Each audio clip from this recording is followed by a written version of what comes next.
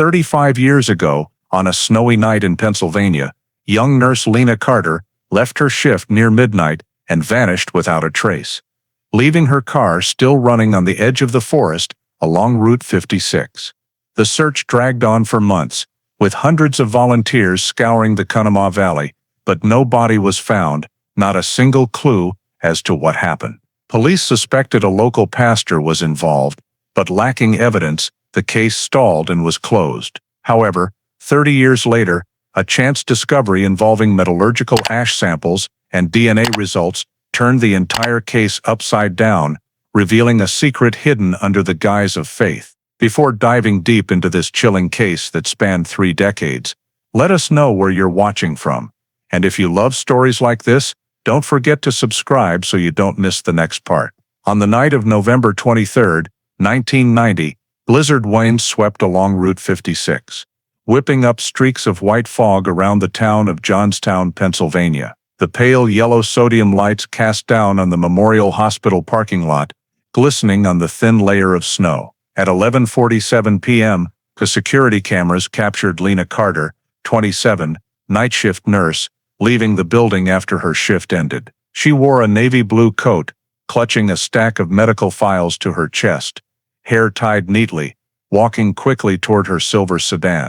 A colleague recalled that before leaving, she only said softly, "I need some fresh air, just drive around a bit." The car door closed, headlights pierced through the fog, and the vehicle slowly rolled out of the lot, merging into the cold night. On the radio, the announcer's voice read the weather report: strong northeast winds, possible heavy snow by dawn. Route 56 was nearly empty then, only the engine sound blending with the wind and the patter of sleet on the windshield. After that, no one saw Lena again. When the first light of the winter morning filtered through the window of the small house on Somerset Street, her mother, Marjorie Carter, realized her daughter's bed was still neatly made, untouched. The coffee cup Lena had left on the table had gone cold, the alarm clock still blinking 6 a.m. She called the hospital, hoping her daughter had just fallen asleep in the on-call room. But the voice on the other end replied, "She left her shift near midnight." Mrs. Marjorie was silent for a few seconds, then slammed the receiver down, staring out the window where snow covered the yard. At 8:32 a.m., the next call was logged at the Johnstown Sheriff's Office. "My daughter didn't come home," her voice trembled. An officer on duty bent over the logbook, pen scratching slowly. "Possible missing adult.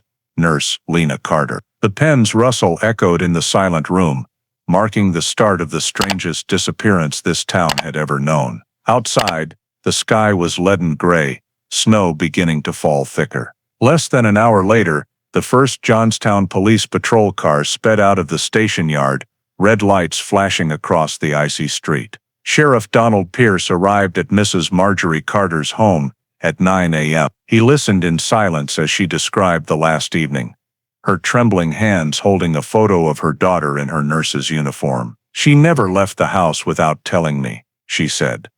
Eyes fixed on the snow-filled window, immediately after, an emergency search order was issued. The entire area around Memorial Hospital and the stretch of Route 56 was cordoned off. 2 police cars blocked the ends, yellow police line, "Do not cross" tape stretched across the road, reflective stakes lined up in rows. Temperatures plummeted, everyone's breath turning to vapor. Search teams were divided into small groups, sweeping every mile of roadside forest, checking every parking spot and roadside nook. By nearing noon, a young officer named Miller spotted a faint reflection at a curve in the pine forest. Approaching closer, he recognized it as the silver sedan, Lena Carter's car. It was parked tight against the forest edge, front wheels nearly touching the frozen snowbank, headlights still on, pale light casting on bare branches. Doors locked, no signs of forced entry. Inside, on the passenger seat, was a thin jacket and hospital access card, still stained with dried oil. No purse, no wallet, no signs of struggle. A paper coffee cup frozen solid on the cup holder. Technicians opened the car with specialized tools, noting every detail. Clock stopped at 12:11 a.m. Driver's seat adjusted to Lena's build. They photographed, sealed the car, then draped tarps against the snow. Sheriff Pierce stood amid the howling wind, ordering the search expanded down toward Conemaugh Lake. The K-9 unit was called in, 6 police dogs sniffing Lena's jacket. They strained on leashes, charging into the forest, but only minutes later stopped, turned back, lost the scent. The air was deathly still. Only the hum of the field command generator in the thick snow. By afternoon, state helicopters circled the area, infrared cameras scanning patches of forest. Screens showed only cold blue streaks, no unusual heat signatures. On the ground, police and volunteers walked in lines, wearing headlamps, probing every tree base. One picked up a soggy scrap of paper, faintly printed with Memorial, Ward C. The paper was sealed, but forensics concluded no fingerprints. Everything seemed erased by snow and wind. As the sun set, darkness fell thick, snow falling heavy, visibility down to dozens of meters. Teams were ordered back. On the radio, the search leader's voice was hoarse, nearly swallowed by wind. Nothing at all. She vanished into thin air. In the flashing lights of police cars, snow continued to blanket the road white. Lena Carter, the woman who left the hospital just to drive and breathe fresh air, had now disappeared, leaving behind an idling car and a town just beginning a 33-year nightmare. The next morning, snow still blanketed Johnstown thickly. In the small room of the Cambria County Sheriff's Office, the Lena Carter case file was placed on Detective Ellen Ward's desk, the veteran criminal investigator in the area. Ward glanced through the thin file, just a few incident reports, scene photos, and Sheriff Pierce's preliminary report. A traceless disappearance, no witnesses, no motive. Exactly the kind of case that fogged over from the start. She opened her notebook, writing the first line. Victim Lena Carter, female, 27, night shift nurse at Memorial Hospital, Johnstown. Missing, November 23, 1990. Ward began reconstructing the timeline from hospital camera data. 11:47 p.m. Lena exited the rear nursing area door, heading to the parking lot. 11:50 p.m. Her car left the lot, headlights on, camera capturing 5 seconds before vanishing from frame. No one else in view, no figures nearby. Ward requested technicians extract more footage from gas stations and intersections along Route 56. By afternoon, results showed at the Hudson Fuel Stop Station, about a mile from the hospital, an old camera recorded 2 sets of headlights following each other.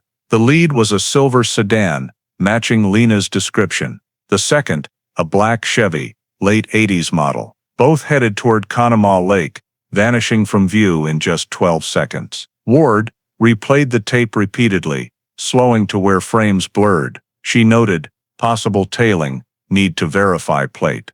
But the old camera was black and white, reflective light, making the plate unreadable.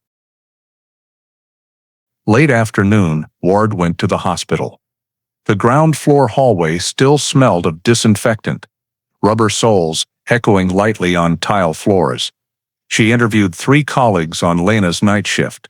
They all repeated the same. Lena was serious about work, no conflicts, no debts, no complicated romances. One nurse named Sandra added, she'd been tired the past few weeks, but still showed up regularly. Never missed a shift, Ward asked. Did anyone pick her up at shift end? Sandra shook her head. No, she always drove alone. Ward left the hospital as snow stopped, afternoon light shining on the empty lot where the car had been. She bent down to re-examine the spot, eyes stopping on faint tire marks outlined in reflective paint. Technicians reported finding 3 types of shoe prints around the car. One size 7, matching Lena, and 2 larger, possibly men's, rubber soles worn at the heel. Additionally, a dark fabric fiber stuck to the driver's door edge was plucked and sealed in evidence bag. Ward had UV scanned the entire area. No blood, no struggle signs, but frozen ground showed something heavy stood by the door minutes before snow covered it. She photographed every detail, requested mud samples around tires for mineral testing. Nearby, a second set of tire tracks, Goodyear treads partially worn, imprinted deeper, heading back to the road. Ward knelt to measure wheelbase, then murmured, "Not a truck, not an SUV, possibly mid-size sedan." Back at the office, Ward logged everything in the scene report. No clear evidence of crime, no blood, no struggle.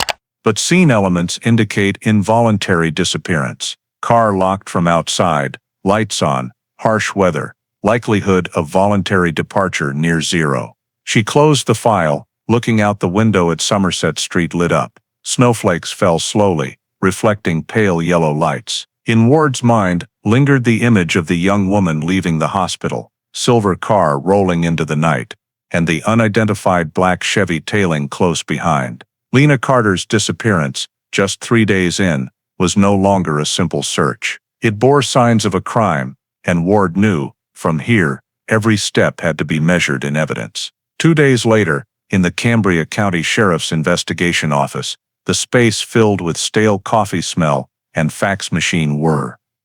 Ward's desk was buried in papers, scene photos, and maps of forest around Conemaugh Lake. In the middle of the documents, a handwritten list with 5 names circled in red, the last 5 people to interact with Lena Carter the night she vanished. The list compiled from hospital statements, landline phone data, and community tips. 1 Tommy Hayes, ex-boyfriend. 2 Sandra Bell, shift colleague. 3 shift Dr. Mark Nolan. 4 a male patient Lena cared for that evening.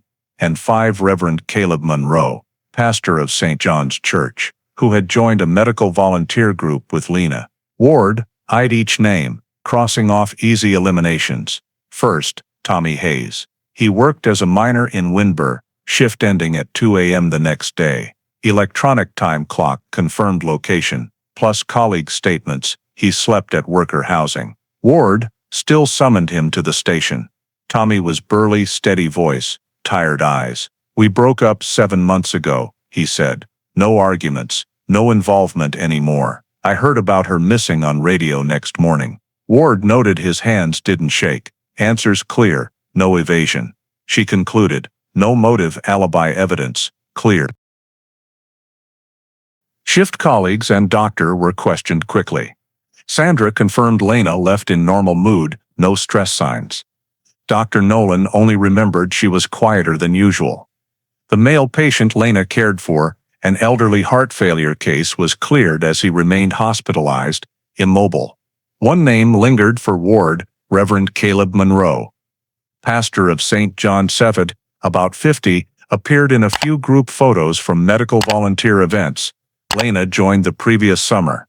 Per Sandra, Monroe often visited hospital patients and chatted closely with Lena a few times. "She seemed to respect him, but sometimes I saw her avoid," Sandra recalled. Ward pulled Monroe's record, former Army chaplain, discharged 1983, then moved to Johnstown. No priors, no violations. But one detail caught her, in church donation logs. A $500 transfer to Medical Relief Fund the week Lena vanished. No original receipt. That afternoon, Ward drove to St. John's Church. The ancient red brick building sat at Somerset Street corner, bare maples behind. Inside, light filtered through stained glass. Reverend Monroe met her in his office, tall, neatly graying hair, black shirt with clerical collar, voice low, calm. "I heard about Miss Carter. The community is praying for her." Ward opened her notebook, asked directly, "Did you meet Miss Carter this past week?" Monroe smiled faintly, hands on desk. "No. I only saw her the previous Sunday when the volunteer group met at church. We discussed a few things about poor patients, nothing more." "Did you know she drove out Route 56 that night?" "No. I hadn't contacted her since, but I heard she often drove to relax." Ward watched expressions. When mentioning Lena, his eyes blinked faster, fingers unconsciously tapping desk. Stress signs. She pressed, "Do you own a 1988 Chevrolet?" Monroe answered without hesitation. "Yes, church car. I use it to visit patients. Did you drive it out of town on November 23rd evening? He frowned slightly. Then no. It stayed parked in the back garage. I can show keys. Ward noted every word, thanked. Left. Crossing Churchyard, she stopped, eyed the black Chevy in the rear garage. On snow-covered roof, no handprints or footprints. Too clean for a frequently used vehicle, she quietly snapped a photo, then drove off. Back at office, Ward wrote in report. Subject Reverend Caleb Monroe, known association with victim. Owns vehicle matching type in surveillance. Statement calm but evasive signs. Need discreet surveillance. She paused, pen added margin note, no eyes lie that clearly. Then closed file, room lights dimming. Only street light reflecting through window on Lena Carter's photo, the woman still not returned, and a pastor who seemed to know more than he said. Monday morning, melting snow left ground damp cold, old tire ruts deep on path into forest by Conemaugh Lake. After meeting Reverend Monroe, Detective Ellen Ward decided to return to scene once more, this time with state forensics team. She believed something overlooked in first search, when focus was only around Lena Carter's sedan. They swept deeper into woods, about 400 meters from car find. Under leaf litter and frozen mud, metal detector beeped faintly. A technician bent, brushed soil, lifted a navy blue fabric scrap, frayed at edges. Thick material oil-stained, exact type, for Memorial Hospital nurse uniforms. Ward bagged it in anti-static plastic, eyes on rough tear fibers, like yanked hard not natural wear. Less than 10 minutes later, another called from nearby bushes. They'd found a silver bracelet broken in two, inner side engraved small, LC. Ward recognized immediately, Lena Carter. Mrs. Marjorie mentioned it was her daughter's 18th birthday gift, rarely removed. Ward gloved, held bracelet cold as ice. Metal dulled. She said nothing. Nodded for technician to photo exact position. Sample surrounding soil, seal evidence. Deeper in, more faint tire tracks in mud. Ward measured axle and tread width. Compared to prior records around sedan. Patterns matched nearly perfectly. Technician remeasured, confirmed Goodyear Eagle GT tires, rare at time, only 2 dealers in Johnstown area sold officially. Ward ordered immediate customer list check. That afternoon, she went to Goodyear dealer on Central Street. Manager Ballard opened 1989. 1990 sales log, pointed to handwritten note, Chevrolet Caprice. 4 Eagle GT tires, cash payment. October 10, 1989. Buyer listed as St. John's Church Maintenance Garage. Ward stood still seconds, requested invoice copy. Faded red stamp but clear signature, C. Monroe. Back at office, Ward presented fines to Sheriff Pierce. He read quickly, set file down, sighed. Ellen, you're going too far. A tire invoice isn't enough for church search warrant. But tire tracks match type, and Monroe owns that exact black Chevy. Ward replied, calm but firm. Pierce shook head. No proof Lena harmed. No body, no blood, no crime signs. Judge will reject. Ward silent, knowing he was right. She stepped into hall, leaned against wall, watched flurrying snow through glass. In her mind, pieces fitting, tailing car, tire invoice, Monroe's calm statements, but all still blurry lines, not legal evidence. That evening, Ward drove alone to St. John's area. Yellow light glowed from ground floor office. Through frosted glass, Reverend Monroe's shadow writing at desk, occasionally looking out. By chapel, black Chevy parked in garage, clean, no snow dust, as if unmoved for days. Ward sat in car, quietly watching, pulled notebook, wrote, all roads lead back to St. John said. But next morning, her formal search warrant application to court was denied. Reason brief, no criminal basis or direct evidence of criminal act. Fax from prosecutor's office landed on Ward's desk. Ink smudged from damp. She stared long, folded it, placed in Carter file. In end-of-day report, Ward wrote curtly, expanded scene, discovered potential victim-related evidence. Indirect link to Reverend C. Monroe. Insufficient legal basis for search. Investigation progress, stalled. Outside window, St. John's bells echoed through town, steady and cold. Ward looked toward sound, feeling each ring a warning. Lena Carter case, just 2 weeks in, started treading water in ice. 18 months later, Lena Carter's disappearance officially went silent. Searches ended, volunteers stopped coming. Church no longer read her name in Sunday morning prayers. By summer 1992, case file shifted from open investigation to cold case. In Cambria County Sheriff's basement storage, Detective Ellen Ward signed final evidence handover. Steel box numbered 90-1123/L. Carter. Contained all that remained of 18 fruitless months, plastic bag of hair strands clipped from car door jamb, broken silver bracelet engraved LC, small vial of seen mud from lakeside forest, stack of black and white photos of snow-covered sedan under flashlight. Each item sealed with Ward's red signed stamps, ink slightly bled from humidity. She checked final time, confirmed seals intact, closed lid. Metal snap, echoed heavy like ending a promise. On desk, rejected St. John's search warrant, still pinned in file, corners curled. Ward knew no path forward, no body, no witnesses, no crime proof. Case would never pass county court. She tried convincing superiors to reopen via Reverend Monroe's finances, but Sheriff Pierce just shook head. Can't. No one wants to touch the church, Ellen. Not with nothing in hand.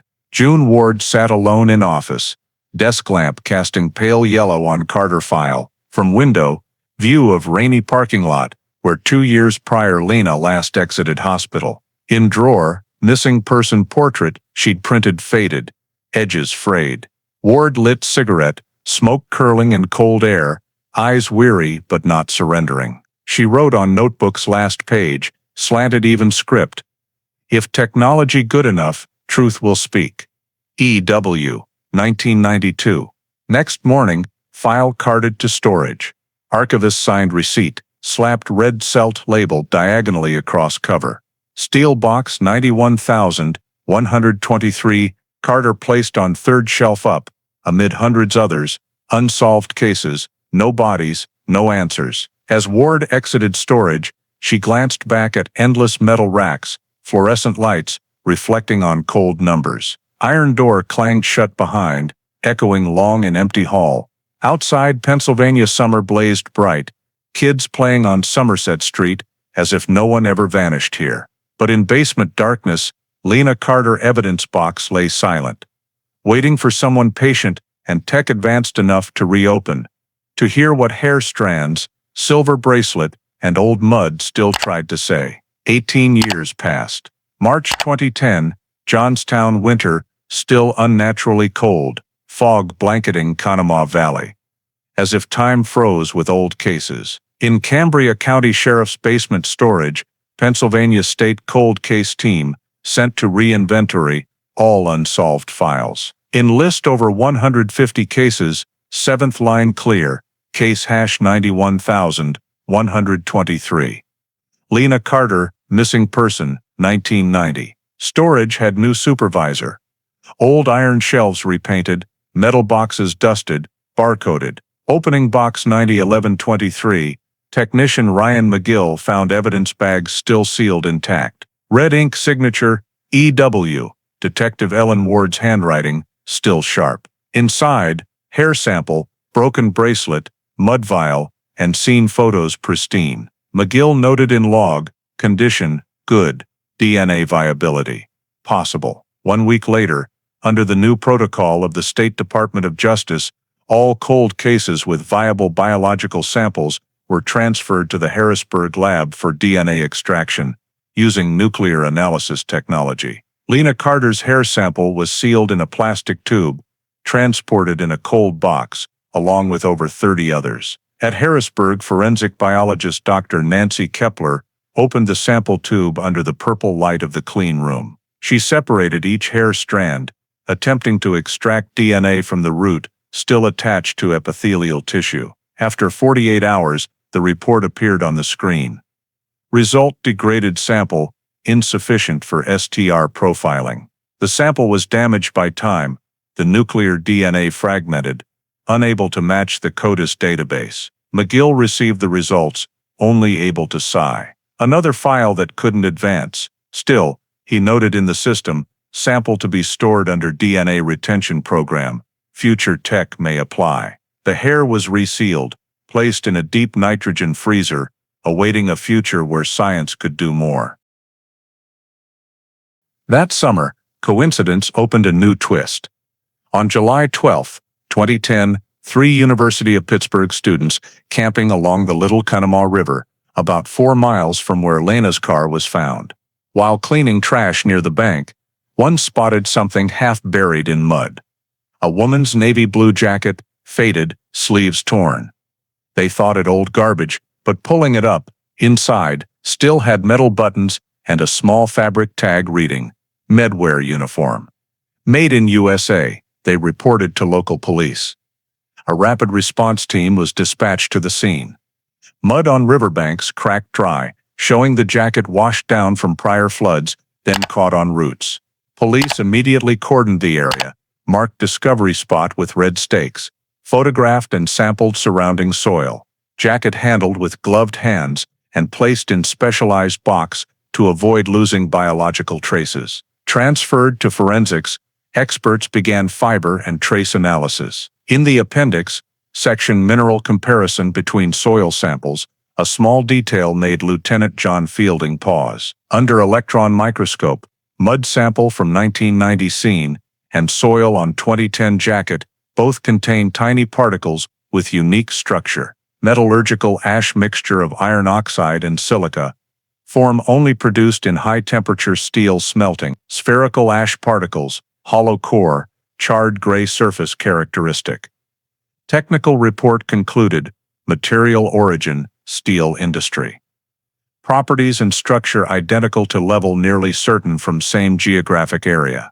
When this news reached the station, young detectives skimmed it as routine technical detail. But one noticed more than all. Evan Carter, Lena's brother, now Special Investigator Officer with Pennsylvania State Police. He accidentally saw his sister's name in the list of cold cases under re-examination. For 20 years, Evan carried the unfinished feeling. He was an engineering student when Lena vanished. The case made him drop out midway, apply to police force. Receiving the mineral report, he immediately contacted Fielding. Metallurgical ash isn't common in Johnstown. Evan said, voice hoarse over phone. We only had one place that produced that type.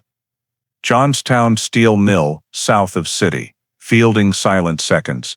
Then replied, that mill closed in 1989, right before she vanished. Old files showed the vast 50-acre site, abandoned after company bankruptcy. Most structures collapsed, rest overgrown with vines. Per environmental data, surrounding soil contained similar metal ash concentrations as found in 2 mud samples. If true, Lena's jacket may have touched ground at the mill site, meaning she went there or was taken there the night she disappeared. Evan requested State Command permission to rescan Johnstown Steel area. He presented mineral map, ash comparison results, and Carter case summary. Finally, he got approval. A small team would conduct informal survey using ground-penetrating radar to scan for voids, foundations or any subsurface anomalies. February, snow melting, ground damp, sky leaden gray. Evan with 2 geotech techs brought portable GPR into abandoned mill. Main gate rusted, Johnstown Steel Company sign broken half.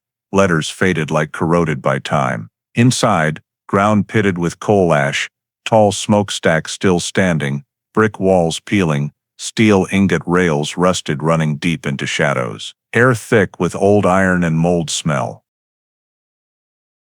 GPR pulled along main corridor, electronic waves scanning 3 meters deep. Screen showed elliptical bright streaks, possible voids or old sinkholes. In North Mill section, radar logged unusual response, void nearly 2 meters long, under thick ash layer. Evan ordered mark position, photo radar map, and log GPS coordinates. Could be utility trench, one tech said. Or something buried then covered. They drilled core samples at 1.8 meters depth. As drill pulled up, wet black soil with gray-silver synthetic fibers. Under light, fibers looked like industrial fabric, possibly from coat or nylon bag. Evan used tweezers to pick, place in preservation solution vial. He said nothing, just stared into dark hole mouth. Breath fogging. That evening back at office, he compared radar map with old 1990 file images. Scanned area overlapped nearly perfectly with initial scene report coordinates. Lena's car found just over a mile away. All pointed to one focal point, Johnstown Steel Mill.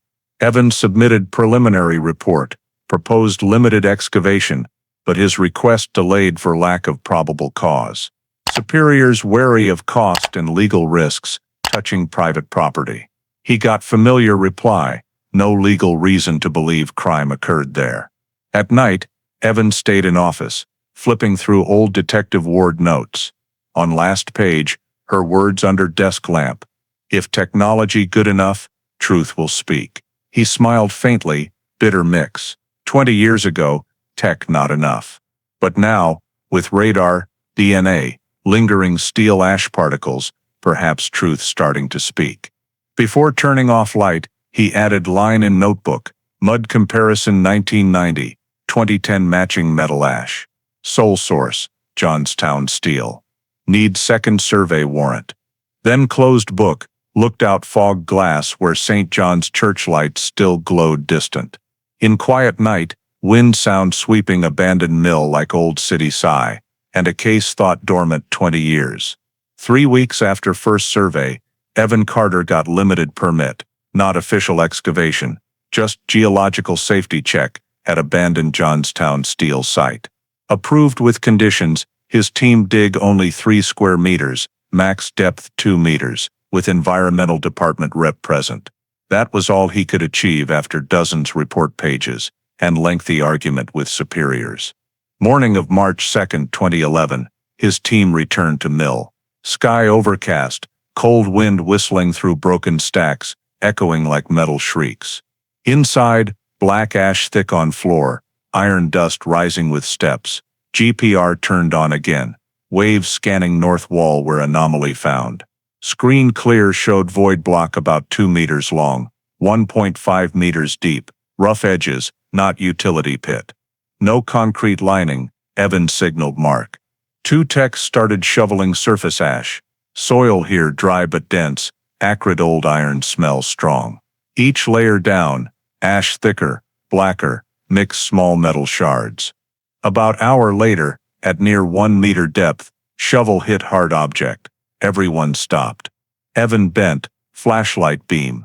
Exposed was opaque white plastic piece, about 2 inches long, black ash on edges.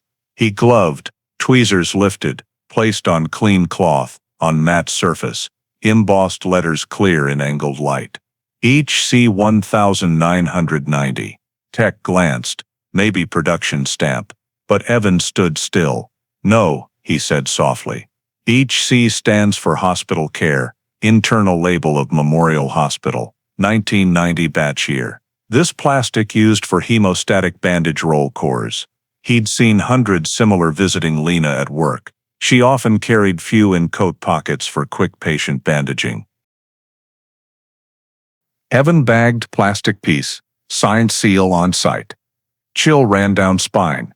He signaled dig deeper, but under ash, only black soil and metal scraps.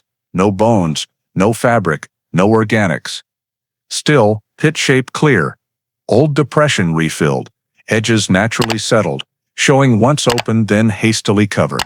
He noted quick in book, radar confirmed 1.5 m void, position north wall adjacent, thick metallurgical ash. Item found, HC 1990 bandage core, no bone signs. Preliminary conclusion, digging activity at this area, post-disappearance night.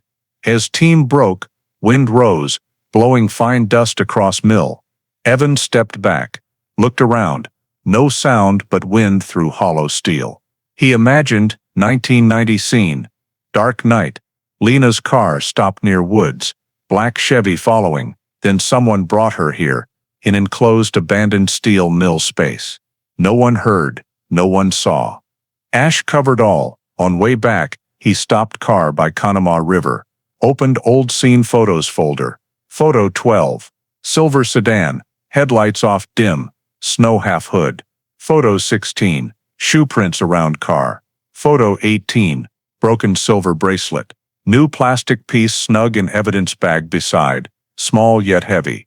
He pulled pen, wrote on seal label. Recovered near Wall North, Johnstown Steel, March 2nd, 2011. That evening at State Office, Evan presented find to Superior. Commander viewed plastic photos, frowned, a bandage core piece, not enough for full site excavation. You're speculating, Carter. No, Evan replied slowly. This piece couldn't end up there itself. It's medical item, unrelated to smelting industry. Someone brought it into mill after closure. Commander silent, then sighed. I'll note in report, but if pursuing, need more solid evidence. Evan nodded, said nothing. As night fell, he returned to scene again, just to look around north wall. Crescent moon hung low, silver light on gray ash floor. Where they dug, ground pockmarked like freshly broken, then refilled. Old wound, just parted. He opened notebook, wrote last line on page, 1.5 m void. Ash, not self-formed that shape. Someone here after November 23, 1990 night. Evan closed book, stood watching mills sink into darkness. Rusty brown steel masses like bones of sleeping monster, and he knew, somewhere in that ash layer. Answers still waited. February 2012, Lena Carter case seemed faded into past. After steel mill scan, no further budget approved. File shelved, silent again. Evan Carter continued state investigation work, but still monitored every report with Carter Lena in cold case updates. All quiet until one March morning, call from Johnstown City Hall clerk office. Woman's voice online trembling. Lieutenant Carter, I'm reorganizing old file storage, and there's a strange document related to your sister. Evan arrived that afternoon. City Hall storage in old building basement, smell of old paper and damp dust. Clerk Mrs. Helen Morse showed him brown paper-wrapped file. Found in 1991 drawer, death certificate section. No accompanying records, but her name. Evan gloved. Opened. Yellowed paper, right corner faded seal. Death certificate, Lena M. Carter. Dated March 12, 1991. He read each line. Cause of death, undetermined traffic accident. Certifying signer, Reverend Caleb Monroe. Evan felt throat dry. He remembered clearly, no accident recorded that time, and family never notified. Below Monroe's signature line, certified by City Clerk's Office, Johnstown, Pennsylvania. Mrs. Morse whispered, I don't know why this never entered electronic system after 2000. It was mixed in unchecked stacks. Evan, immediately sealed document, took to state handwriting forensics. Report back just 2 weeks, paper typed on Smith Corona mechanical typewriter. Black-blue ribbon ink, late 1980s production. Uneven ink, characters slightly left tilted, characteristic of worn axle machine. Technician added, ink and font match admin documents from Smith Corona, found at St. John's Church office. Evan felt heart pound harder each beat. He recalled 1990 evening, when Ward submitted church search warrant, denied. Back then, they didn't know building might hold device used to create this forged document. He contacted retired Detective Ellen Ward, now living in Harrisburg. Ward agreed, meet at small cafe by Juniata River. She much older, hair white, but when Evan showed paper, eyes still sharpened like badge days. Ward read slowly, each line, stopped at final signature. Reverend Caleb Monroe. She set paper down, voice low. His exact handwriting. I remember well, he always elongated final stroke on M. When I took statement first time, he signed protocol identical. She looked up straight at Evan, and cause of death. Traffic accident. No police record of her accident. This is forgery, no doubt. Evan asked. Why do you think he did it?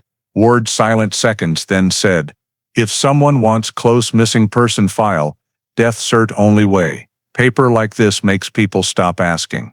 No one investigates the dead. Evan carefully stowed paper in plastic bag, heart heavy. That night, he stayed up reviewing entire archive. Each piece emerging, black Chevrolet, tire invoice, silver bracelet, each C1990 plastic, and now death cert with Reverend Monroe's signature. All pointed one direction. Next day, he submitted formal report to Cambria County Prosecutor's Office. Content 4 pages.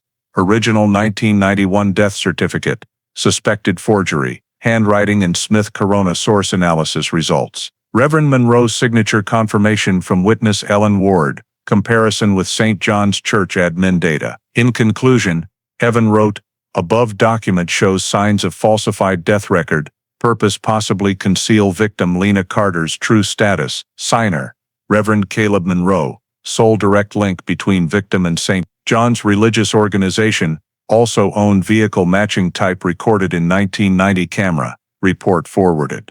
3 days later, prosecutor's office brief response, received for review. Need additional physical evidence before initiating criminal investigation. Evan folded letter, placed beside file stack. He knew that answer meant they not ready, but he was different. Leaving office, he carried death cert copy, stood on porch, looking distant. St. John's Church, lights still yellow through stained glass. March night wind biting cold.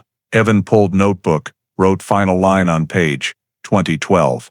Lena Carter death cert, signed Reverend Caleb Monroe, forged. No more doubt, someone wanted buried truth twice. As he closed book, church bells echoed through valley steady like metal striking earth. But for Evan, that sound now not prayer, but rhythm of a lie gradually cracking. April 2012, just weeks after forged death cert discovered, Evan Carter decided dig deep into St. John's Church finances, where Reverend Caleb Monroe served head pastor over 30 years. If someone wanted create fake death record, surely reason to legitimize it. And every reason he knew, left money traces.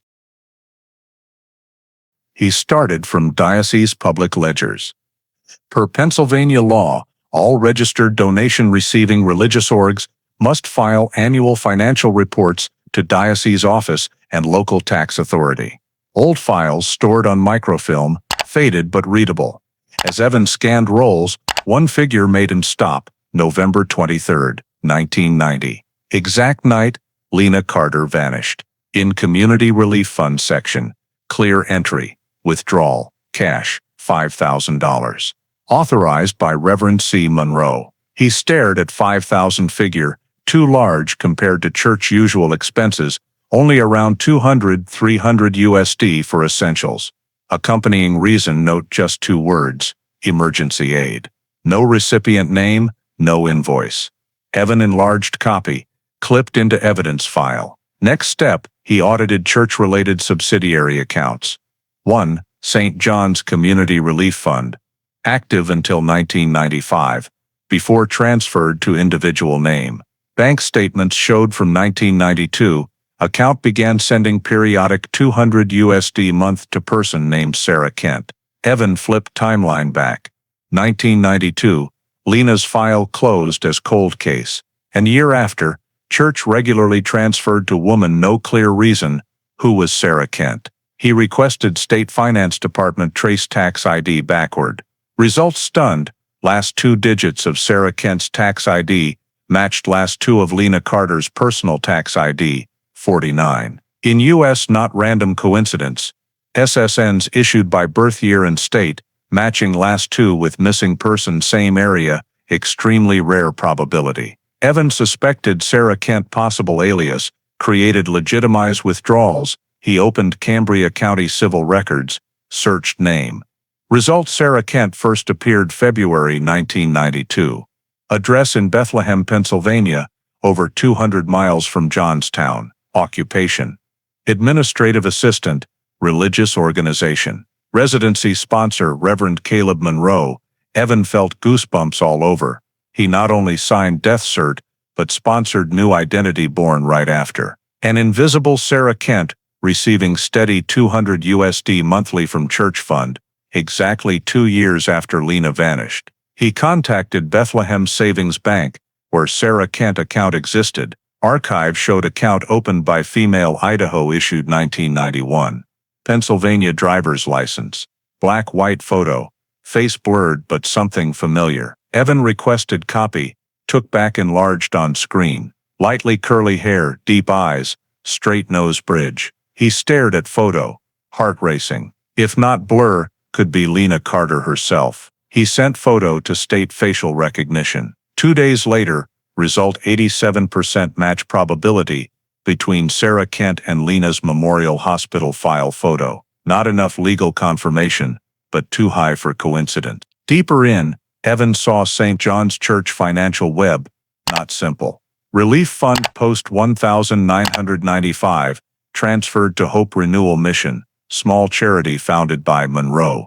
Registered same church address. In tax files, first-year report signer for org was S. Kent. Evan noted in his notebook, St. John's Fund withdrew $5,000. November 23, 1990. In 1992, Sarah Kent account appeared receiving periodic payments, sponsored by Monroe. ID photo 87% match with Lena. Assumption, Lena not dead. Identity transferred, or someone using her identity to legitimize cash flow. That night, he went to Monroe's old house, now abandoned after the pastor retired to Pittsburgh. Windows shuttered tight, wooden sign hanging crooked, for sale, Keller Realty. He stood in the yard, watching old wooden crosses leaning decayed. Night wind whistled through door cracks, sounding like whispers from the past. Back at the office, Evan opened Lena's original file again. She had been a night shift head nurse. Careful, principled, almost no enemies. So if she was alive, why live under another name? If not, who was using her identity to receive money for years? He printed a cash flow diagram, connecting 3 points, 1990, $5,000 withdrawal from church fund. 1991, forged death certificate with Monroe's signature. 1992, Sarah Kent account opened, receiving periodic payments. Those 3 markers formed a perfect triangle, enclosed in the hands of one man, Reverend Caleb Monroe. Evan closed the file, wrote in internal memo, financial evidence shows document forgery and money laundering through victim's identity. Request court approval for subpoena of all accounts linked to Monroe and St. John's Community Relief Organization. As he signed, the clock showed 11:47 p.m., exact time Lena left her night shift years ago. Evan looked up at his sister's photo on the desk, light reflecting on her gentle smile. He whispered, "Sis, looks like I'm about to find out what happened." Outside, April wind rushed through the window, carrying the distant sound of St. John's church bells, steady, chilling, like a countdown for the one who buried the truth for over 20 years. June 2012. As the church cash flow case was just presented to the Cambria County prosecutor, Evan Carter continued digging into the biggest question in his mind. Who was Sarah Kent? That woman had received money from St. John's Fund for 3 years, face identical to Lena in old photos, but appeared from nowhere, no birth record, no medical history before 1992. Evan started from the only place likely holding traces, Lancaster Regional Hospital, where Sarah Kent's insurance records showed prenatal visit in 1994. He sent info cross-check request, and a week later, records transferred back. In the medical admission form, patient's blood type clearly noted O+, that was exactly Lena Carter's blood type, logged in Memorial Hospital Johnstown medical file from 1990. A coincidence too sharp to ignore. As Evan cross-referenced personal info, he noticed gaps growing denser. No original birth certificate attached in Lancaster records, instead, just a faded photocopy, slanted print birth certificate. State of Pennsylvania. Certifier signature.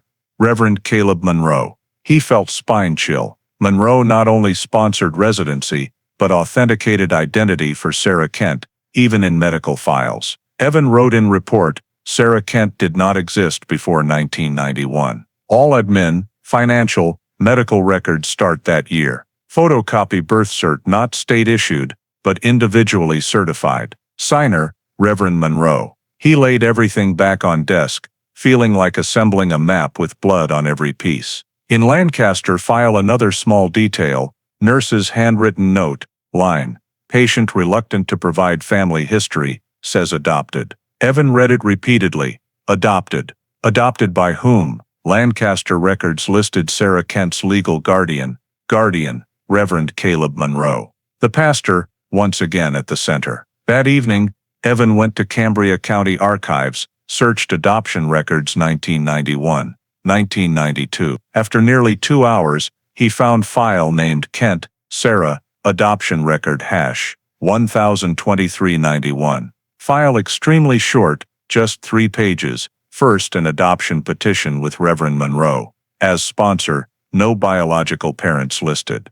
Document only said child transferred from private care facility, case sealed. All original child info blacked out with ink. Evan frowned. Private care facility.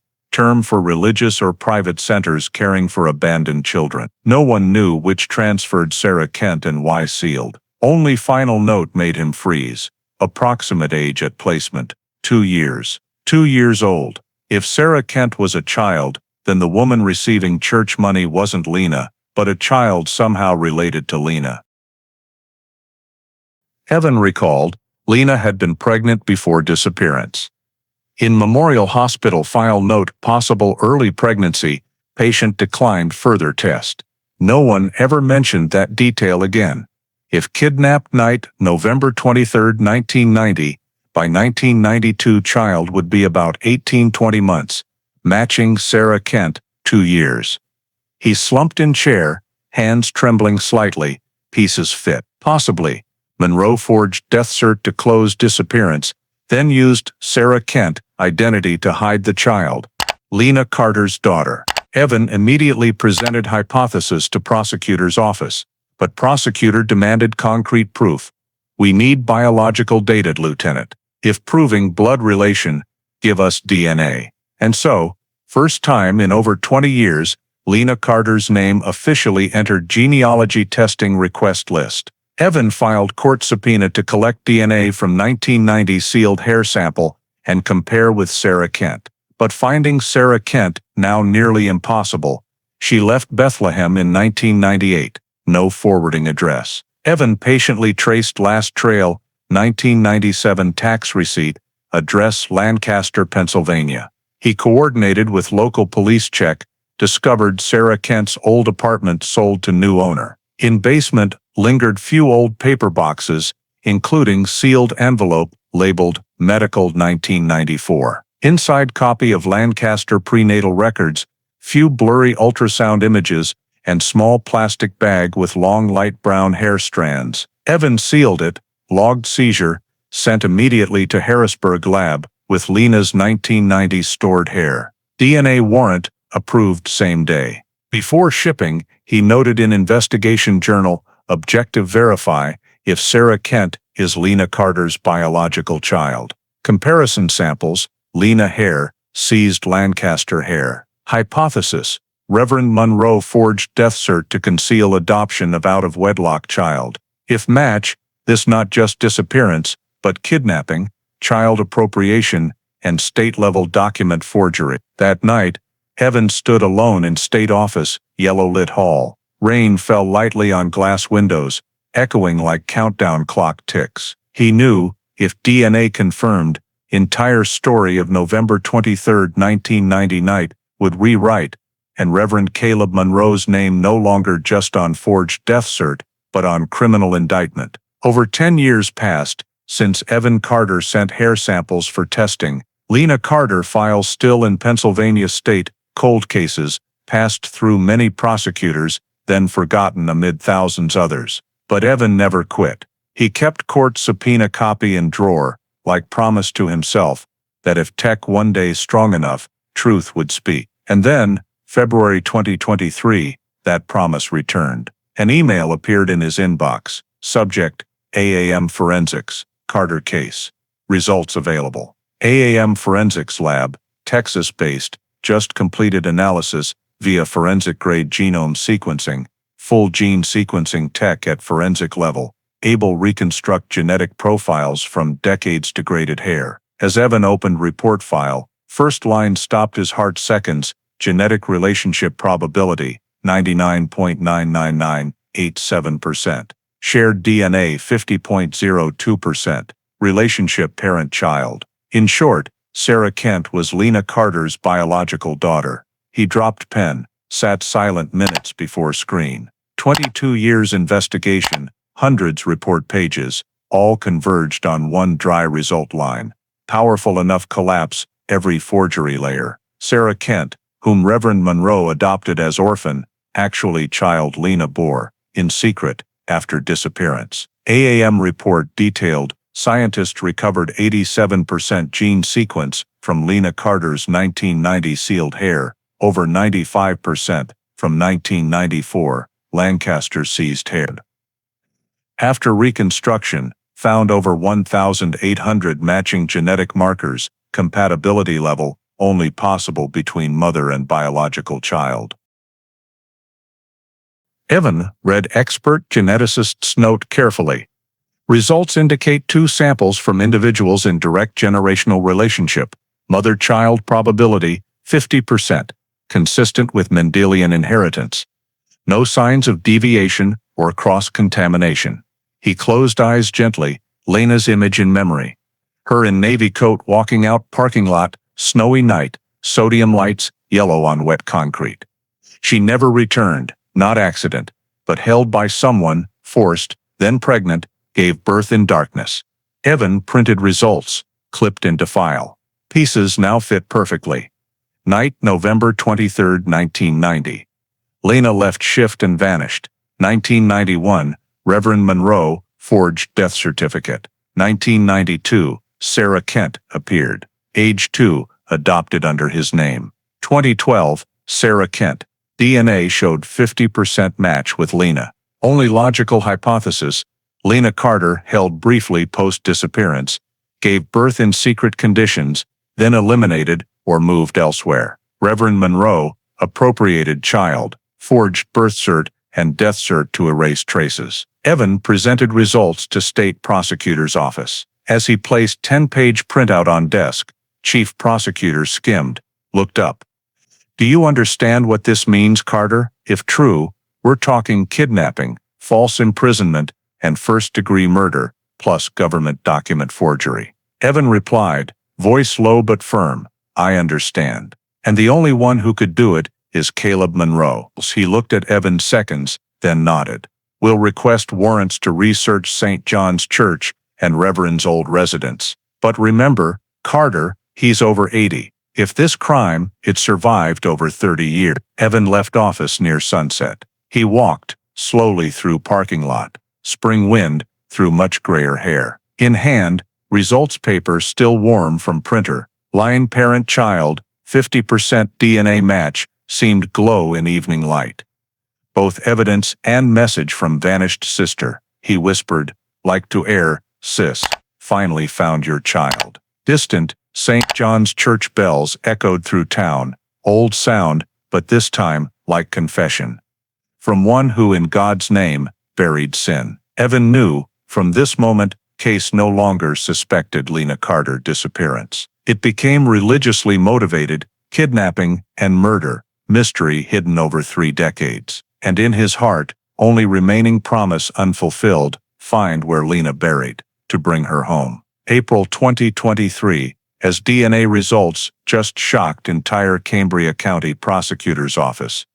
Evan Carter wondered again, if Monroe truly behind it all, what did he do night Lena vanished? He knew for arrest warrant, needed at least one direct evidence, something linking Monroe to crime time and place. And answer unexpectedly from seemingly harmless place, St. John's Church audio storage room. 1 week later, as investigation team permitted recheck diocese evidence storage, amid dusty old tape boxes, Evan found gray cassette, handwritten label, November 20th, 1990, choir practice. Recording date, just 3 days before Lena Carter vanished. Note beside faded, recording for Advent rehearsal.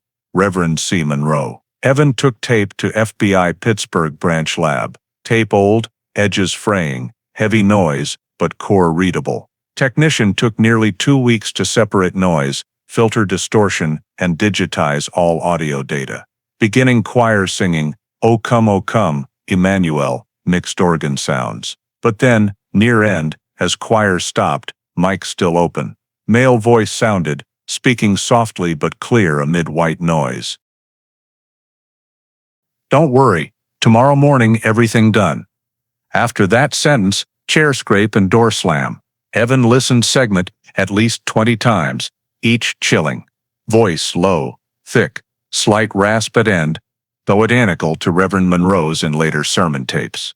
But to confirm, he sent full audio file to FBI Quantico voice print analysis. 2 weeks wait long as 2 decades, May 3rd, official report transferred to Cambria County Office. First line. Comparison between Exhibit A and Exhibit B yields voice print match probability, 98.4% Pargabella 0.3.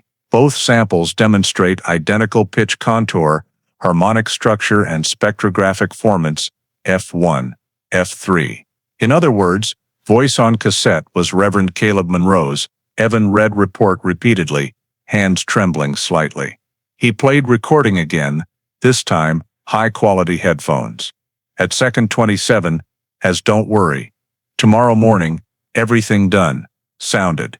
He felt like hearing guilt speak. All details matched file. Night Lena vanished. Monroe withdrew $5,000 from church fund. 3 days prior, recorded talking about tomorrow morning. Evan logged cross-reference. Nov 21,990th. St. John's choir practice. Monroe attended. November 21st, 22. No church activity notes. Monroe not public. November 23rd, night Lena Carter vanished. November 24th, Monroe left Johnstown, attending diocese conference. Now with tape sentence, timeline haunting. Tomorrow morning, everything done. Tomorrow of November 20th was 21, exact time Monroe vanished from schedule. No one knew where. Evan presented analysis to prosecutor. In meeting, FBI tech chief played recording for all. As voice sounded in room, low, calm, coldly detached, no one spoke minutes. Then prosecutor, this circumstantial, but extremely strong, proves Reverend Monroe at church, preparing plan right before Lena vanished. Evan added to investigation report, voice print results confirm 98.4% match with Reverend Monroe's voice. Sentence shows awareness of impending event, possibly related to disappearance. Recommend expand investigation direction. Lena may have been lured to St. John's Church night, 11/23 under pretense meeting Monroe. Evening, Evan took tape copy home, played in small office. Each listen, imagined scene inside church, then, organ notes lingering, wax candle, and old wood smell, man in black robe, under yellow light, speaking short sentence, carrying woman's fate. He placed hand on file stack, murmured, "Sis," now we hear his voice. Now evidence chain no longer scattered, DNA proved Sarah Kent Lena's child. Church cash flow confirmed Monroe withdrawal exact disappearance. Forged death cert bore his signature.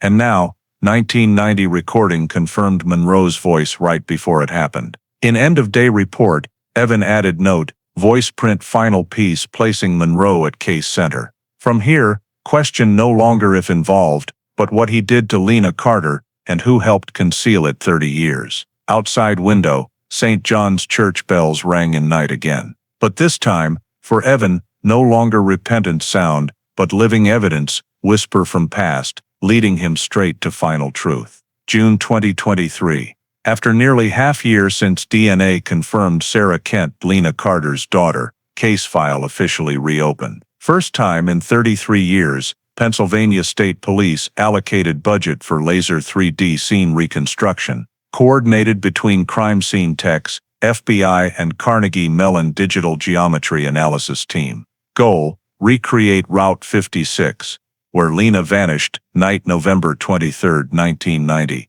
and Johnstown Steel Mill. where ground-penetrating radar detected anomalies. Evan Carter, now lead investigating officer, present at area from early morning. Dozens LiDAR scanners installed along over 2-mile route, capturing every asphalt ridge, subsidence, and terrain slope under grass. Each laser scan generated millions data points.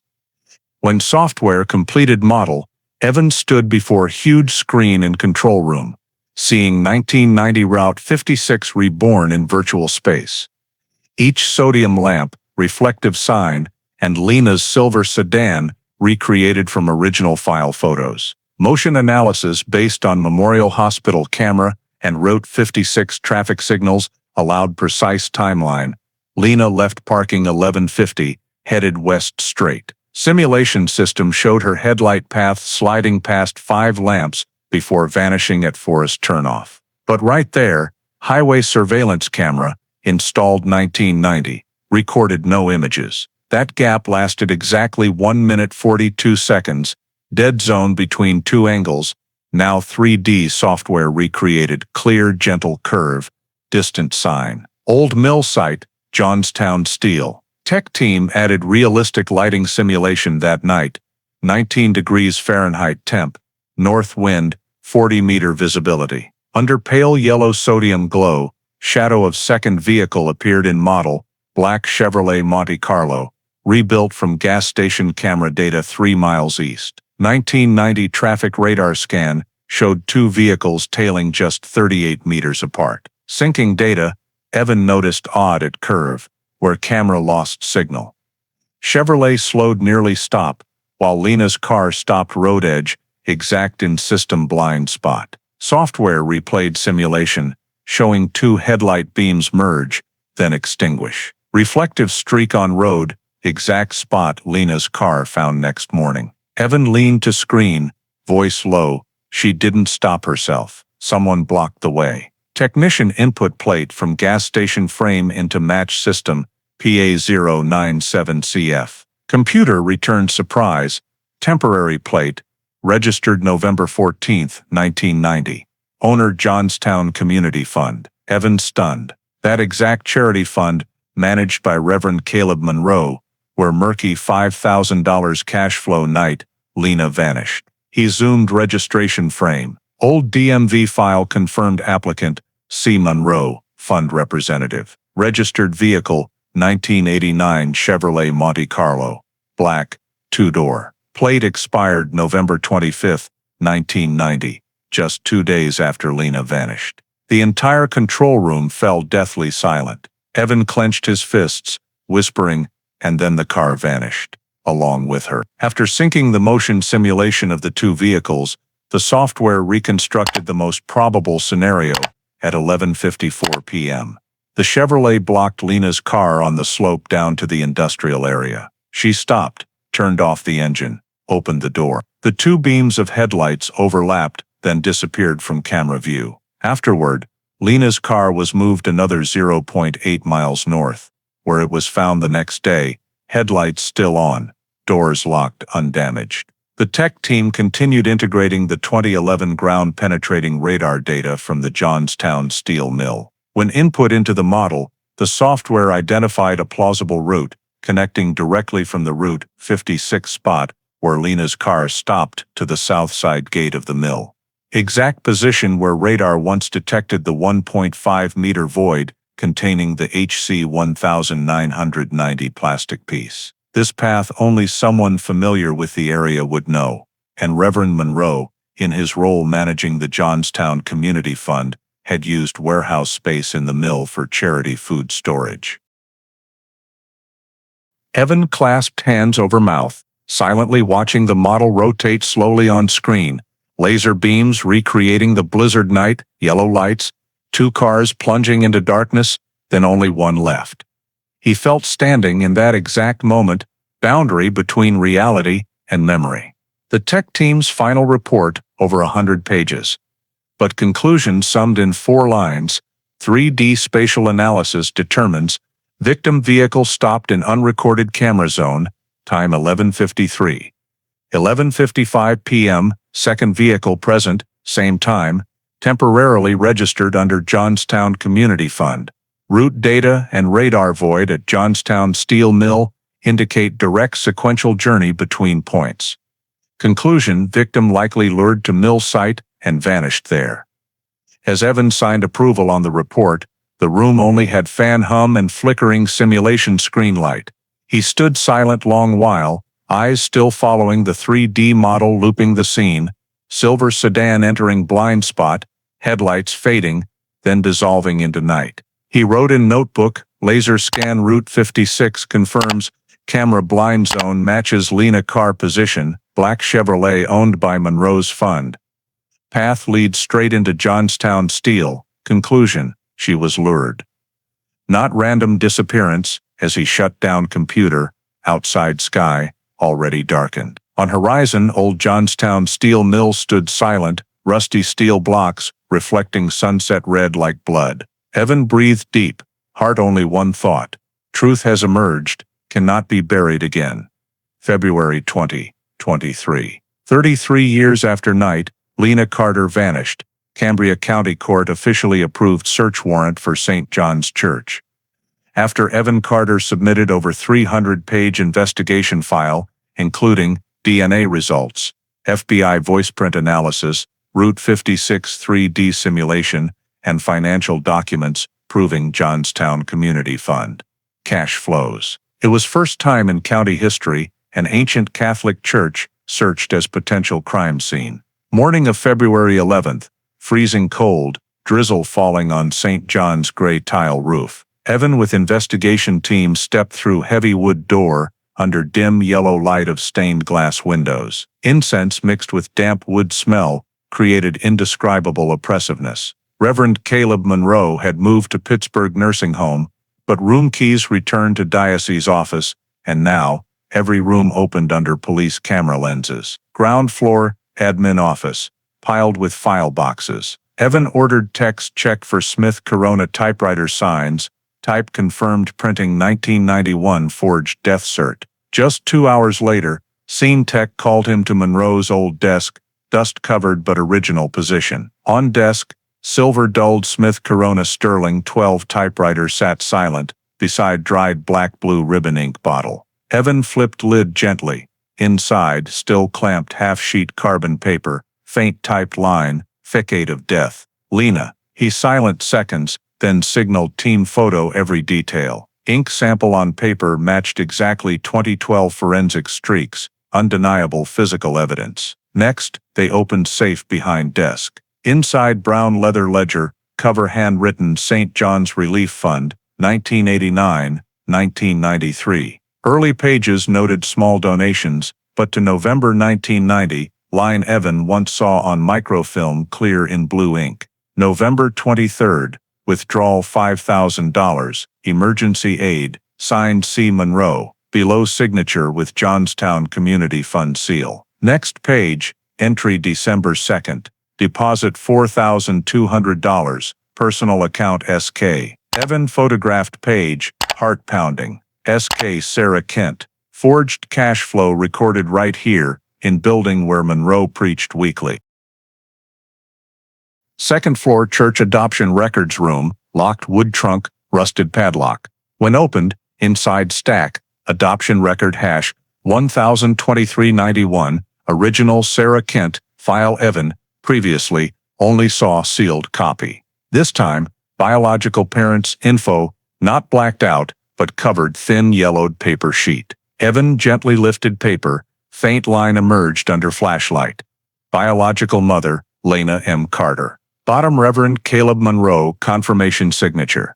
He stood frozen, throat tight.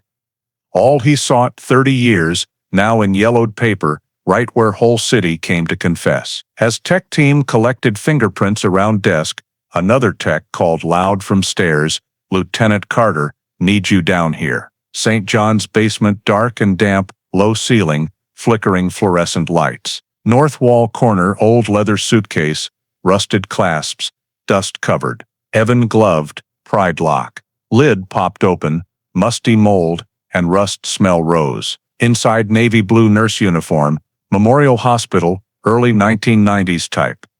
broken silver bracelet engraved LC, identical to evidence lost from storage, 1991, and faded Polaroid photo. Evan bent down, heart pounding. Photo taken small room, dim light, white walls, hospital curtain behind. Woman in nurse uniform, hair tied neat, holding swaddled white blanket newborn. Photo corner marker pen, April 1991. Woman's face unmistakable, Lena Carter. No one spoke. In weak light, group only heard rain pounding on iron vent and soft camera whir. Evan held photo two hands, eyes fixed. He felt clear chill down spine, not just weather, but truth. Lena held captive, gave birth in this very church, where Monroe preached mercy every Sunday. As all evidence sealed, Evan stepped up from basement. Outside rain stopped, fog shrouding churchyard cemetery. He stood on steps,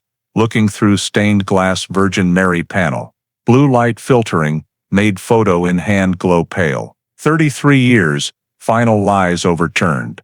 Ash pieces falling from clean facade, Monroe built. Seized items report to prosecutor's office, 4 items, Smith Corona typewriter. Source printing forged death cert. Original St. John's Relief Fund ledger. Noting $5,000 withdrawal, November 23, 1990. Adoption record hash 102391. Identifying biological mother, Lena M. Carter. Suitcase personal evidence, nurse uniform, LC bracelet, photo Lena holding newborn. All sealed, labeled exhibit group, sanctuary. Evan signed log, firm script, physical evidence complete. Direct link between Reverend Caleb Monroe and disappearance.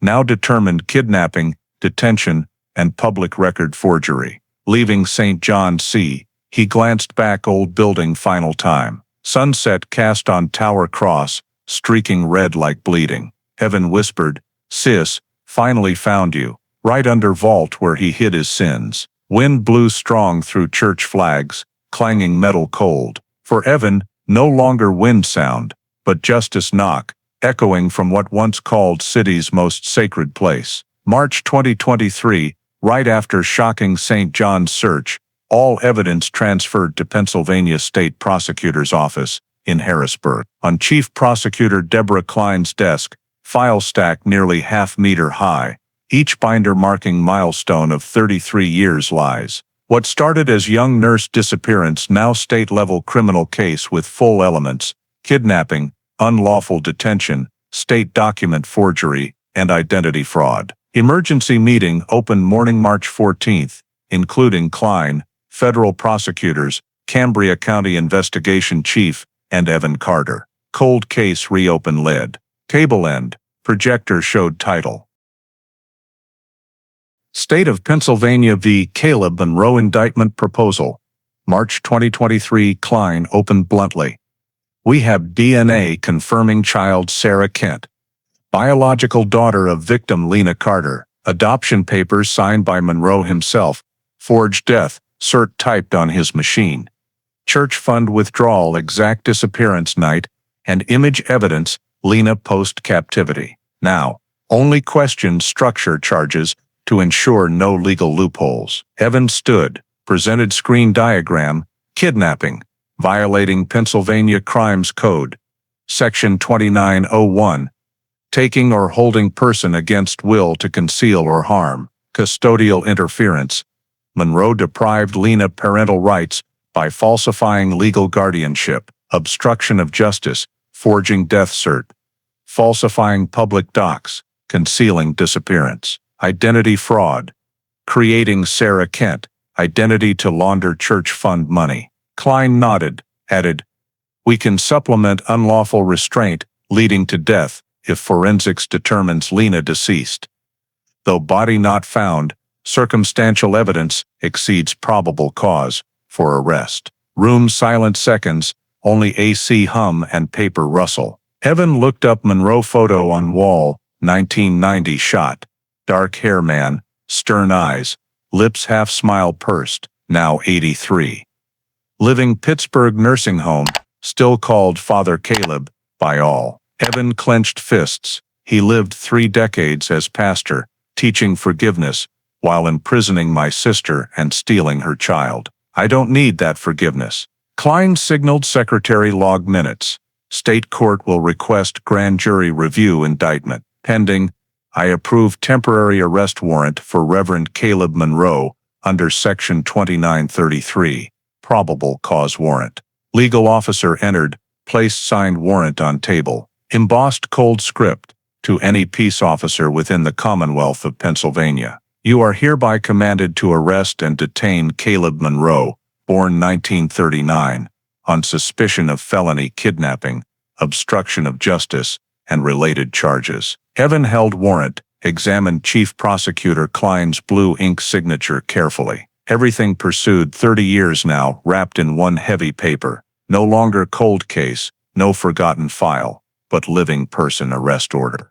Before leaving room, Klein told him, "Carter, I know this not just case for you, but remember, he's still citizen with rights. Do by book. No press, no media, until safe transport." Evan nodded, understood.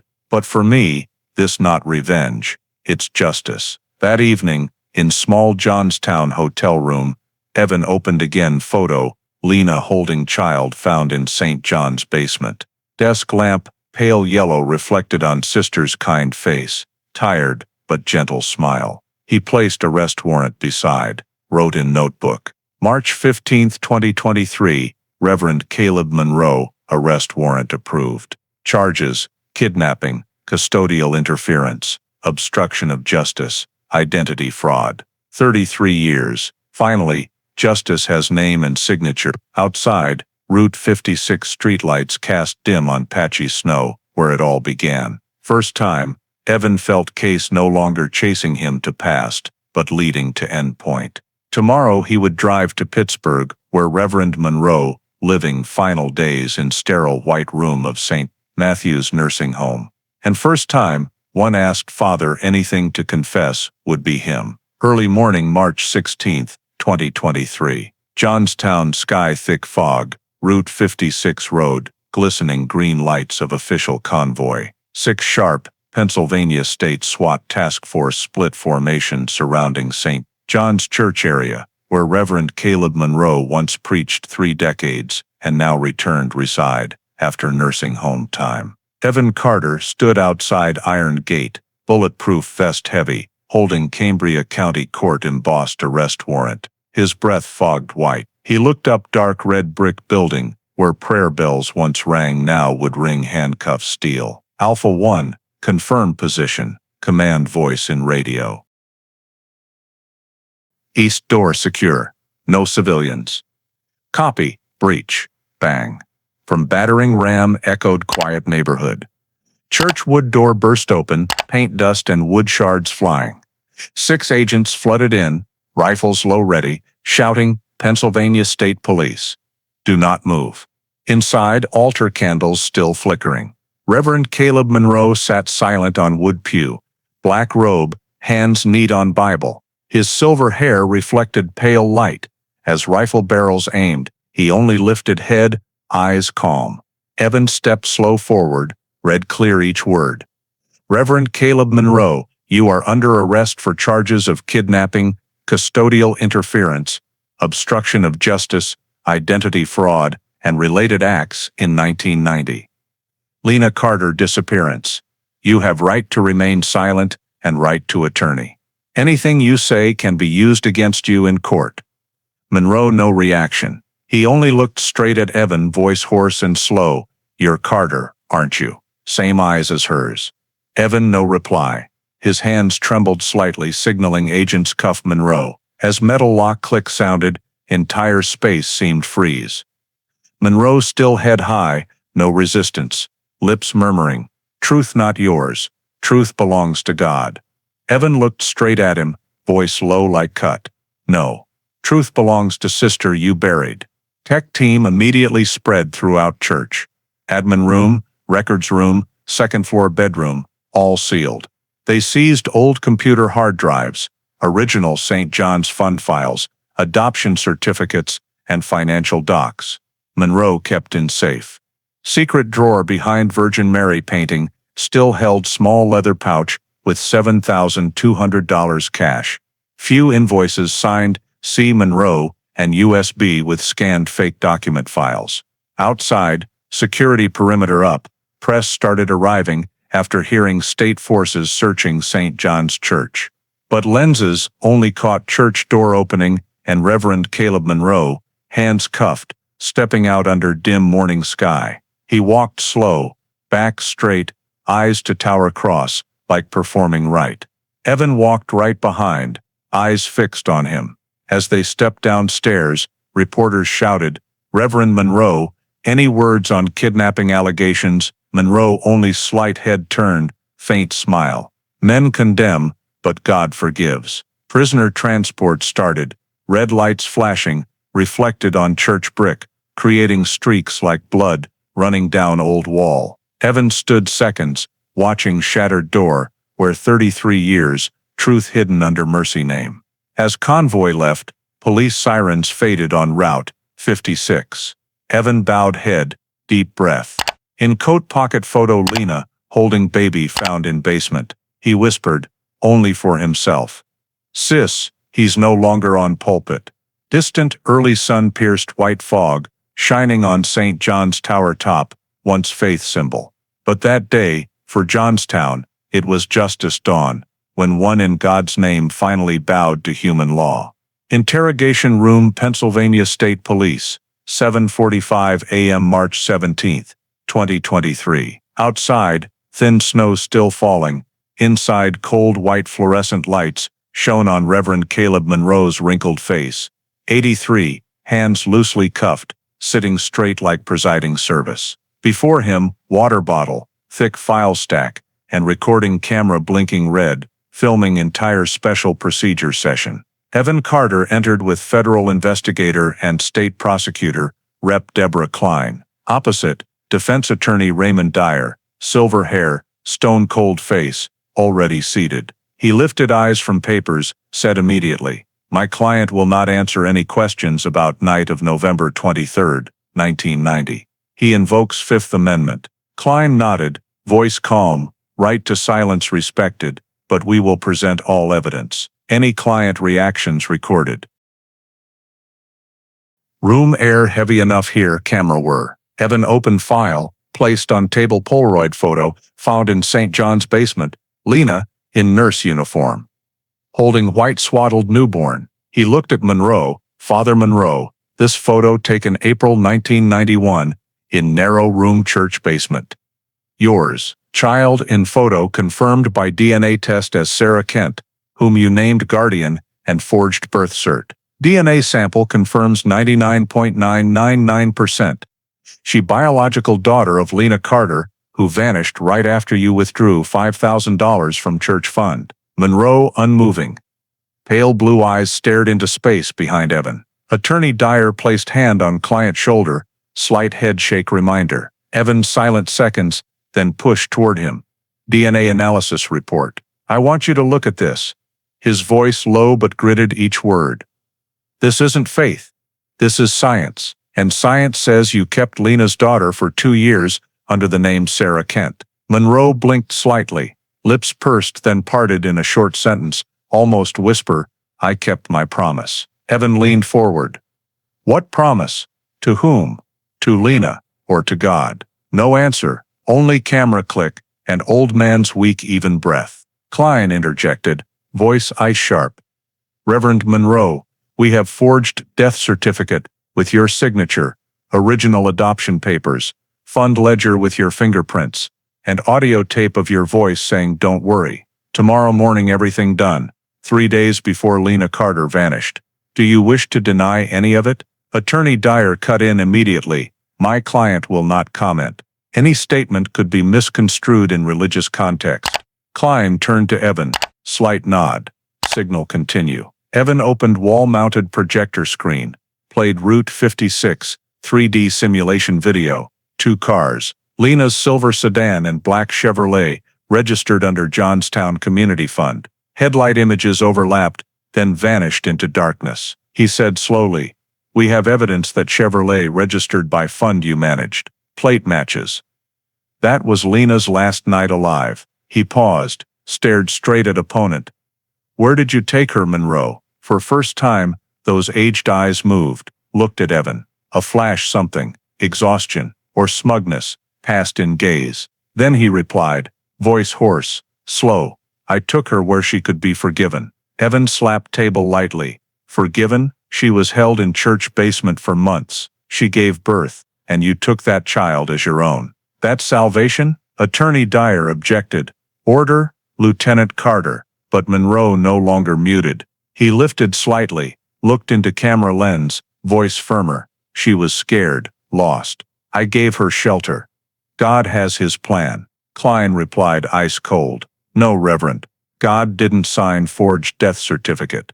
God didn't open bank account for Sarah Kent identity. That was your plan." Heavy silence enveloped room. Evan stood, placed DNA photo, 2 overlapping gene charts, before Monroe. "You say you kept promise. If so, was that promise burying innocent woman and turning her child into your redemption tool?" Monroe sighed softly, eyes closed. "No one innocent, my son. Not her either." That sentence chilled Evan's spine. He looked at Klein, then whispered. Interrogation ended. "He has nothing more to say, but we have everything needed." Camera turned off. Harsh light faded. 2 agents stepped to lead Monroe out, recuff hands. As he rose, Bible fell from hand, thumped softly on floor. Evan watched book flip open to Psalm 25:7. "Remember not the sins of my youth, O Lord, but remember me according to your mercy." He bent to pick, clutched book tight, walked between 2 agents without looking back. Evan watched, wrote final line in log, subject refused full cooperation. Key statement, recorded verbatim, "I kept my promise." Interpreted as admission of concealment, recording secured as critical evidence for trial. Outside hallway, red lights flashed on evidence room sign. Evan stopped before glass window, saw his reflection. In that moment he knew, though Monroe no confession, his silence became clearest admission. October 2nd, 2023, Cambria County courtroom packed. Public benches full, familiar Johnstown faces, nurses, Memorial Hospital staff, St. John's former attendees, and reporters following case since year start. Front row, Evan Carter sat silent, hands clasped tight, eyes to bench. Across, Reverend Caleb Monroe, 83, white shirt, buttoned collar, aged face, but gaze still cold. Court bell rang. Judge Allison Grady entered. Gavel wood knocked 3 times. Cambria County Court opens trial, State of Pennsylvania versus Reverend Caleb Monroe. Charges including kidnapping, custodial interference, obstruction of justice, identity fraud. As prosecutor Deborah Klein stood, entire room sank silent. She opened thick file, voice clear and even. 33 years ago, woman named Lena Carter vanished without trace. We once thought accident, believed her dead, but truth doesn't die. It was only imprisoned under church vault. Today we will prove Reverend Caleb Monroe kidnapped her, detained her in St. John's Church, forced her give birth, forged death certificate, and erected Sarah Kent identity to legitimize crimes. She signaled. On large screen, images emerged. AAM forensics DNA results, gene charts overlapping between Lena and Sarah Kent. Each DNA segment, each genetic marker clear on black background. Klein said, "Scientific evidence doesn't lie. 50% gene match, only possible mother-child relation." And signer as Sarah Kent father guardian was Reverend Monroe. Then she switched to second slide, FBI voice print photo, comparison between tape. November 20th, 1990, choir practice, and 1991 sermon on grace. 2 wave charts nearly identical. This voice said, "Don't worry, tomorrow morning everything done." 3 days later, Lena Carter vanished. This coincidence no longer random, but sin's promise. Klein continued, opened original St. John's Relief Fund ledger, withdrawal page $5,000 night, November 23, 1990. His own hand withdrew that money. Same night, Lena vanished. Money later transferred to SK account, Sarah Kent. This closed financial chain between crime and perpetrator. Entire court held breath as she presented final evidence. Polaroid photo found in basement, Lena in nurse uniform, holding swaddled newborn. Weak flash made photo blurry, but her face clear. This not photo of redeemed person. This image of detained person. Defense bench, attorney Raymond Dyer stood, voice hoarse but firm. Your Honor, my client 83 years old, accused of case no body, no witnesses, all based on inference. DNA only proves child existence, not murder guilt. Church not prison. Reverend Monroe only acted on faith, sheltering lost woman. He turned to jury, voice low. Pastor may err in help method, but cannot be called kidnapper just for mercy. Klein rebutted immediately. If mercy, Your Honor, why forge death certificate? Why register fake identity for child? And why all evidence, financial, audio, documents, point to same person? She stepped to defense table, placed small object. Smith Corona Sterling 12 typewriter, found in Monroe's office. Lena Carter death certificate, typed on this exact machine. Ribbon ink, font style, and axle misalignment, absolute match. If this mercy, then mercy typed and fake stamped. Public benches, someone sobbed. Evan Carter, bowed head, hands clasped white-knuckled. He no longer wanted look at Monroe but still felt his iron-cold gaze. After 3 days' argument, jury tasked deliberation. 8 hours passed silent. Evening October 6th. Buzzer rang. Signal verdict reached. Judge Grady asked, "Jury, have you reached verdict?" Foreman stood, held paper. "We, jury of Pennsylvania, find defendant Reverend Caleb Monroe guilty on charges obstruction of justice, identity fraud, and custodial interference. Insufficient evidence for murder in the first degree due to no victim body." Wave of murmur spread room. Evan lifted head, stared at Monroe. He still sat motionless, face eerily calm. Judge Gavelle knocked, voice clear. Based on verdict, court sentences defendant Caleb Monroe to 15 years imprisonment at Pennsylvania State Correctional Facility for kidnapping, investigation obstruction, and public document forgery. Court orders seal all St. John's Church records as evidence, and official note in state database, case hash 91,123.